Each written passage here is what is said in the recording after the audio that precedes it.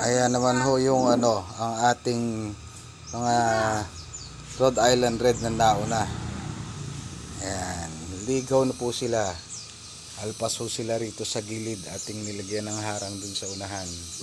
Ayun naman ho yung ating nangingitlog na, yung binigay sa atin na na Rhode Island Red.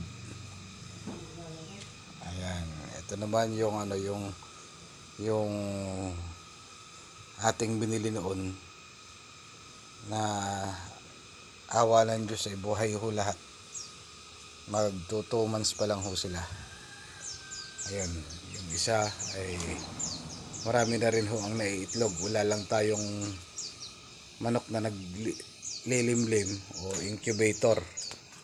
Ayan. Ayan. Sumilong muna sila at medyo mainit ngayon. Nakakirot na naman ang aking mata.